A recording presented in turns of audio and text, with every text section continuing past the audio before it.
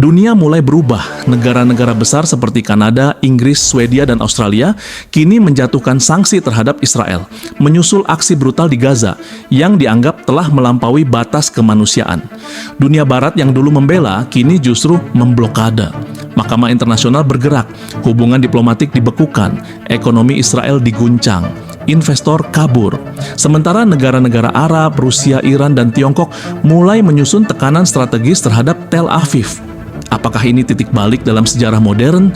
Apakah ini awal dari runtuhnya kekuasaan Zionis? Narasi ini akan membawa Anda menyelami dimensi konflik yang sesungguhnya, dari ruang diplomasi hingga medan perang yang tak terlihat. Tonton sampai habis. Ini bukan hanya tentang Palestina atau Israel, ini tentang dunia yang sedang bangkit melawan ketidakadilan. Israel yang dulu dilindungi dengan veto PBB, bantuan militer tanpa henti, dan simpati media internasional, kini menjadi simbol isolasi. Sebuah negara yang selama ini bicara dalam bahasa senjata, kini dipaksa mendengar bahasa dunia. Perdana Menteri Kanada menjadi yang pertama menggebrak meja. Dalam pidato nasional yang mengejutkan bahkan sekutu terdekatnya, ia menyatakan bahwa tindakan Israel terhadap Gaza telah melampaui batas kemanusiaan. Kanada menjatuhkan sanksi ekonomi dan militer, membekukan kerja sama intelijen, dan menarik pulang duta besarnya. Kanada yang dulu sahabat, kini berdiri di barisan lawan. Langkah Kanada seperti percikan api yang membakar ranting-ranting kering kebijakan global. Inggris menyusul. Dengan tekanan besar dari rakyat dan oposisi parlemen, Downing Street membekukan semua ekspor senjata ke Israel. Lisensi-lisensi senilai miliaran pound dicabut. London menutup keran kerja sama strategis dan bahkan menolak kehadiran militer Israel di pameran pertahanan internasional di Farnborough. Lalu datang gelombang dingin dari utara. Swedia, negara netral yang selalu vokal dalam isu kemanusiaan, memimpin inisiatif Uni Eropa untuk memutuskan hubungan teknologi dan riset dengan Israel. Program Horizon, Erasmus, bahkan jaringan riset AI dan pertahanan siber diputus. Finlandia dan Norwegia menyatakan dukungan terbuka. Denmark menangguhkan kontrak teknologi agrikultur, dan Islandia menolak semua kapal Israel berlabuh di pelabuhannya.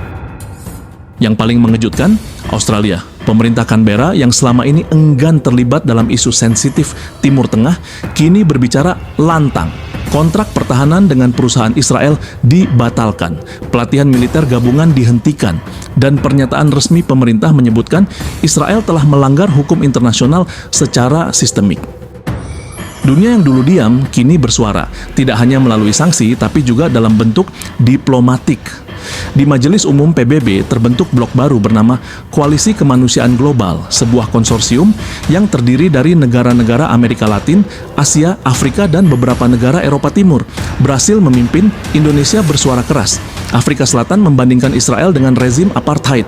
Bahkan India yang selama ini menjaga hubungan baik dengan Israel mulai menarik diri secara perlahan di bawah tekanan internal yang terus meningkat. Mahkamah Kejahatan Internasional pun akhirnya turun tangan. Surat perintah penangkapan dikeluarkan untuk beberapa pejabat tinggi Israel, termasuk Menteri Pertahanan dan Kepala Staf Umum IDF. Netanyahu sendiri sudah dinyatakan resmi sebagai penjahat perang. Dunia telah berbicara melalui jalur hukum, Israel tidak lagi kebal. Pelabuhan Haifa lumpuh. Maskapai-maskapai besar menangguhkan penerbangan ke Tel Aviv. Perusahaan-perusahaan teknologi mulai memindahkan kantor mereka dari Israel ke Siprus dan Yunani.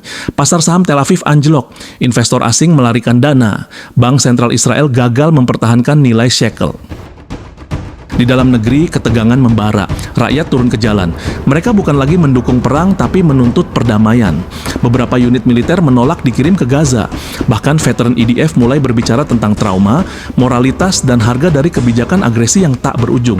Untuk pertama kalinya dalam sejarah Israel, pertanyaan tentang kelangsungan negara mulai terdengar di ruang publik. Sementara itu, negara-negara Arab bersatu dalam kecaman. Uni Emirat Arab yang dulu menandatangani perjanjian normalisasi Abraham Accord kini menarik dubesnya dan menghentikan proyek investasi bersama. Arab Saudi dalam langkah dramatis menyatakan bahwa tidak akan pernah ada normalisasi sampai Palestina merdeka secara penuh.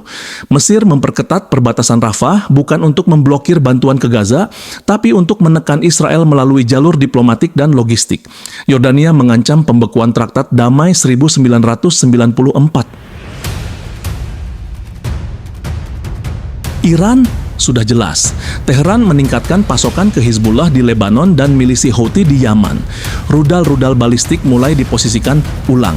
Armada Laut Iran mulai mendekati perairan Israel dengan kapal logistik bersenjata. Di media, pemimpin Iran menyatakan bahwa Israel sedang menuai apa yang telah ditanamnya selama 70 tahun.